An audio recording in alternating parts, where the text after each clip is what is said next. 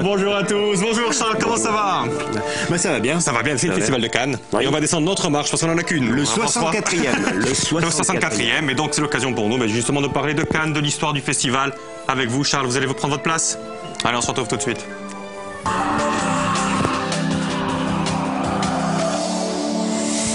Oui Charles, le 64e Festival de Cannes qui a ouvert ses portes hier. On a quelques images d'ailleurs exclusives avec la musique de Carnaval des Animaux. Hier, sur le film de Woody Allen, Minuit à Paris. Là.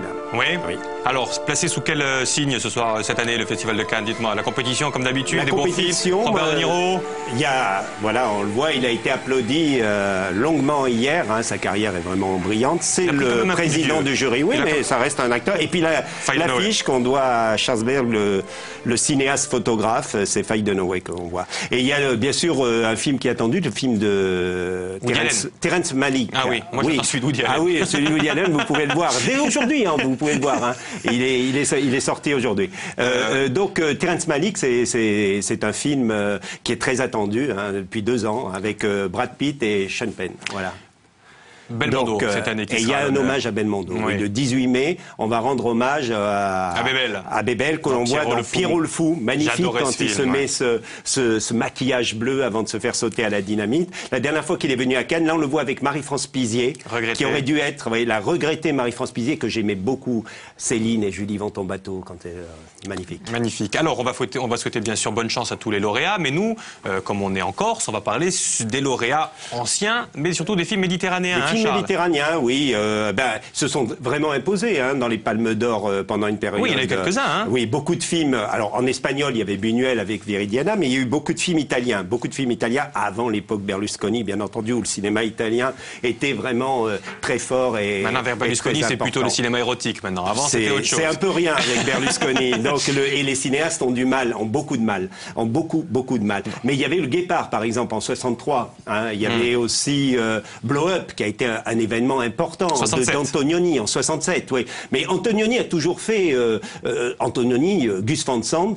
S'il y a Gus Van Sant, c'est grâce à Antonioni. Donc, cinéma italien très prometteur, très présent. Il y a eu l'année 75, c'était Chronique des années de Brest, qui était un film algérien de Mohamed Lakhdar Lamina, qui avait fait aussi l'unanimité et qui a eu la Palme d'Or. Et puis, il y a eu la dernière, c'est 2001, avec Nanni Moretti, La Chambre du Fils, quoi. D'accord, ça c'est les lauréats, mais il y a eu aussi les scandales. Hein. Cannes, c'est connu pour ses scandales. Alors, un scandale italien encore, on quitte pas l'Italie avec Marco Ferreri. Ferreri, la grande bouffe en 73, là, le jury a hué, pas le jury, le public hué, qu'est-ce que c'est ça, et Noiret a dit oui, ils se reconnaissent trop, donc c'est un miroir qu'on leur renvoie, et ça a été un gros scandale. Un autre, c'est quand Gian Maria Volonté, il y avait 2 films qui ont eu la classe en même temps. La classe ouvrière va au paradis d'Elio Petri et l'affaire Mattei de Francesco Rossi, et Gian Maria Volonté a eu le prix d'interprétation pour ces 2 films. Il n'est pas venu chercher son prix d'interprétation parce que il est par solidarité pour Pierre Clémenti qui était en prison. On voit la moitié on le voit à la droite, c'est Pierre Clémenti. Vous voyez, il a fait des films. C'est un film de Garel, ça, qui s'appelait La cicatrice intérieure. Et bien Clémenti avait été enfermé injustement dans les prisons de Rome. Il a été acquitté, etc. Il restait 18 mois dans des conditions très dures. Et Gian Maria Volonté, contre le gouvernement italien, dit je ne viendrai pas tant que la profession et tout ça prennent pas. Et Pierre Clémenti, cet acteur corse. Et je pense qu'un jour, on fera une émission spéciale sur Clémenti. Mais la classe, quand même, Gian Maria Volonté. Vraiment. Donc, on parlait de scandale. On en avait parlé. On en a déjà parlé, bien sûr. Spécial, d'ailleurs. Mais on va parler du scandale ultime. Enfin, ultime, en tout cas, du gros scandale. Celui qui a été le tournant du cinéma et gros scandale, la Dolce Vita de notre ami. Moi, je dis notre ami parce que... Non, mais c'est ma mère. J'ai tellement aimé ce cinéaste. Ma mère, elle me disait, ton copain Fellini.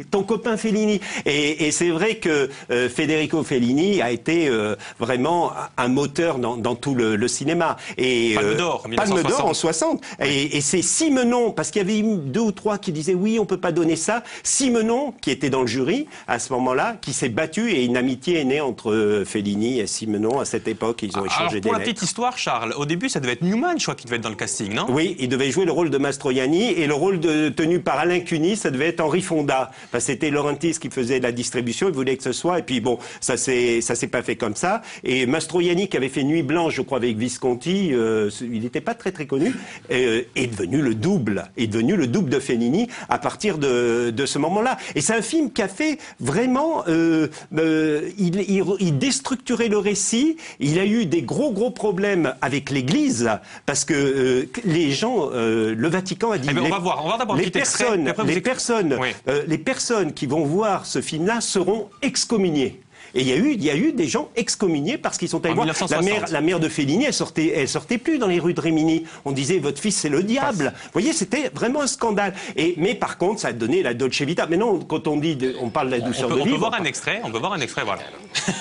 Perché gli dai tutti quei soldi, scusa? Se vuoi delle informazioni non ci sono io.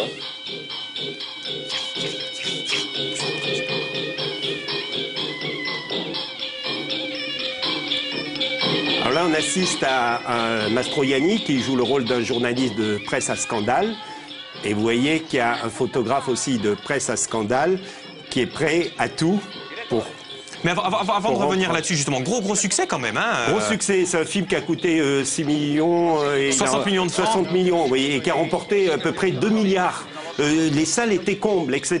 Et Fellini, justement, est devenu une star suite à ce film. À partir de là, on a parlé de Fellini, comme les adjectifs sont devenus, on a dit fellinien, on a dit... C'est la première fois où le metteur en scène devenait une star. Et même sur la Via Veneto, il y a une plaque qui rend hommage à Fellini, comme ça, par rapport à ce film. Alors vous dites que ça a créé des objectifs felliniens, ça a créé un autre mot aussi, c'est paparazzi. Donc c'est l'occasion pour nous de faire notre abécédaire, bien sûr, vous le connaissez tous, avec un P comme paparazzi. Pourquoi est-ce que ça a créé ce mot? Vous allez nous donner la réponse grâce à la Dolce Vita. On va le voir tout de suite avec un extrait, vous allez voir. Jamais assez de prendre des photos. Paparazzo, ça suffit. Voilà. Paparazzo, ça suffit. C'était le nom d'un des personnages du film qui était photographe. Et comme à cette époque, les photographes étaient un peu oisifs, traînaient dans les rues de Rome et tout ça, eh ben, les gens ont dit, tous ces gens-là, ce sont des paparazzi. De Paparazzo, qui était le scénariste qui travaillait avec Fellini, avait trouvé ce nom, c'était un personnage d'opéra. Eh bien, c'est devenu paparazzi. Les photographes qui sont maintenant, on n'appelle plus ça la presse à scandale, on appelle la presse people, tabloïd, ça crée carrément etc. un mot. Mais dites-moi, Charles, pour les téléspectateurs qui n'auront peut-être pas vu ce film, les extraits qu'on a vus, on ne voit pas pourquoi on est excommunié parce qu'on a vu ce film. Parce que le film montre l'orgie romaine, montre des gens qui déambulent, l'oisiveté. Anita Ekberg qui est dans cette fontaine de Tréville. Dans cette fontaine, tous les monuments. Ça commence d'ailleurs, le film, on survole Rome avec une statue du Christ, comme si le Christ devait voir cette orgie. Il y a tout un jeu presque blasphématoire avec le... on peut le voir maintenant, en tout cas, le film. Fellini s'est amusé, mais je pense que Fellini n'était pas contre la religion, c'est la religion qui voyait ça.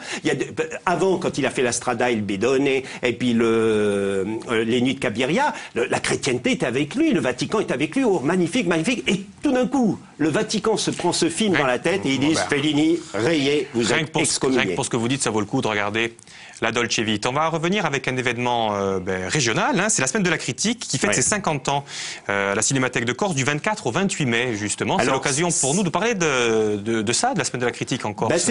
C'est une manifestation qui existe à Cannes, qui a commencé en 61, en 61, à partir de l'initiative de l'Association des journalistes critiques.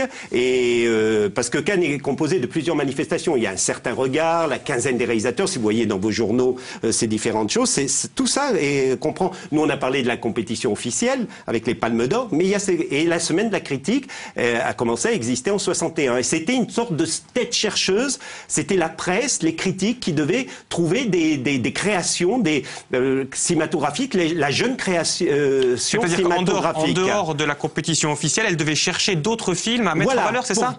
Pour dire, voilà, dans le monde entier, vous avez tel et tel cinéaste qui est très important. Et alors, la Cinémathèque Corse va, à partir entre le 24 et le 28 mai, reprendre tous les films de la Semaine de la Critique 2011 et les projeter à la Cinémathèque avec des invités. Donc ça vaudra vraiment le coup. Et ça vaut vraiment le coup du 24 au 28 mai. Mais ça nous permet d'utiliser notre abécédaire encore une fois avec un C, C tout de suite. C comme critique, critique de cinéma. On reconnaît le petit bonhomme de Télérama hein, d'ailleurs. Oui. Et sur la critique de cinéma, on va montrer un petit extrait peut-être. Non, il y a quelqu'un qui en parle. Oui, avant d'en parler, il faut dire que le critique de cinéma, effectivement, là maintenant il y a des signes, il y a des croix, il y a des étoiles, il y a des pics, des cœurs, etc. Mais c'est avant tout, effectivement, on n'a pas besoin d'études pour faire critique de cinéma, sauf si quelqu'un a histoire de l'art et tout ça, c'est mieux. Et ça a été, depuis 1900, ça a commencé à venir, la critique comme ça. Et le critique de cinéma, voilà, François Chalais, par exemple, c'était ce personnage qui parlait comme ça, il allait souvent à Cannes et il nous parlait de certains films comme ça. Alors on peut l'écouter maintenant. Rarement un film nous a donné autant l'envie de vomir. Qu'on me pardonne, mais ce ne sont que festins malodorants servis dans des pots de chambre, orgies de langue coupée, d'yeux crevés, flagellation de fillettes réduites à l'état de chiennes, mendiant à quatre pattes une infecte bouillie qui se révélera par la suite truffée de clous. On imagine ce que cela peut donner après un certain nombre de mastications. Vous vous indignez, vous n'êtes décidément plus dans le vent. Et il parle de qui là? Il parle de quoi? C'est incroyable cette critique là pour le coup, là, Charles. Il parle du dernier film de Pasolini, Salo, les 120 jours de Sodome et Gomorre. Sodome et Gomorre. Ah oui, effectivement. C'était, dis donc, ça avait des réactions. Effectivement, il n'y allait pas parler de la cuillère. Non, mais Chalais, il construisait ses critiques comme ça, etc. Et alors, il y avait des critiques qui appartiennent à des journaux, des quotidiens, des hebdomadaires. Et puis, vous avez des revues spécialisées. Si on prend par exemple les cahiers du cinéma, eh ben, la plupart des cinéastes qui ont été critiques, des critiques journalistes critiques sont devenus cinéastes. Comme il y a eu Truffaut, Romer, Chabrol et Godard. Qui va nous dire quelque chose d'ailleurs à sa manière sur la critique. C'est toujours à sa manière. Il est incroyable, Godard. Avec Godard, il est iconoclaste. Moi, je comprends très bien ça. Ils sont toujours personnels en général. Je veux dire, quand ils pensent du mal de quelque chose, ils cherchent à faire du mal à la personne physique, je sais pas, en disant du mal de leur femme ou de leur coupe de costume ou de n'importe quoi. Je comprends ça très bien, mais ça n'a pas d'importance parce que quand on est critique, c'est un mouvement d'humeur comme ça, le lendemain c'est passé, on pense à autre chose. Mais d'une manière générale, si on dit du bien de vous, est-ce que vous avez éprouvé du plaisir? Ah oui, beaucoup. C'est vrai? Vous êtes sensible. Quelle que soit la personne qui dise du bien de vous? Évidemment. La seule fois où j'ai été un peu triste, c'est quand Louis Chauvet du Figaro a dit du bien d'un de mes films, parce que je me suis dit, il est moins bien que les autres si Chauvet en dit du bien. Alors moi c'est clair pour lui. Et on revoit François Chalais qui l'interviewait à cette époque. Oui, mais et Godard, il dit ça, vous savez, on est dans les années 60, je me déplace. Allez, venez, on va aller sur la marche. Il est dans les années 60. Oui, et c'est pas une provocation mercantile, c'est que ça lui appartient. Quand il dit ça, il pense, la provocation, elle est devenue mercantile à partir des années 80, mais là, non. Et alors, dans le jury cette année, on descend les marches. Dans le jury, non, on va attendre, on va faire les photos, non, il y a les photographes qui vont venir prendre des photos quand même. Venez. Alors dans le jury cette année, allez-y, continuez. Dans le jury, voilà. Dans le jury cette année, il y a Olivia Sayas qui a été dans le cahier des cinémas, et cahier du cinéma, et qui ensuite dites bonjour là-bas, oui. Bonjour, Assayas. Et Assayas, donc, est aux côtés de De Niro dans le jury. Il a fait les cahiers du cinéma et il est devenu cinéaste. D'accord.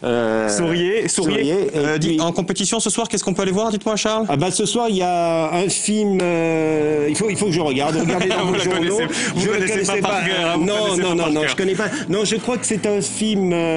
Vous savez pas. Et je sais pas. Quoi qu'il en soit, la caméra est là-bas. Regarde. On vous remercie à tous de nous avoir suivis. On vous donne rendez-vous dans 15 jours. Charles, vous serez là, fidèle au rendez-vous? Moi, je serai là. Oui. Vous avez un super costume, en tout cas. Allez, on redit au revoir. Les pirates qui est à Cannes, les pirates. On parlera des pirates. Merci à vous pour votre attention. À demain. Au revoir. Ciao, Charles. Ciao.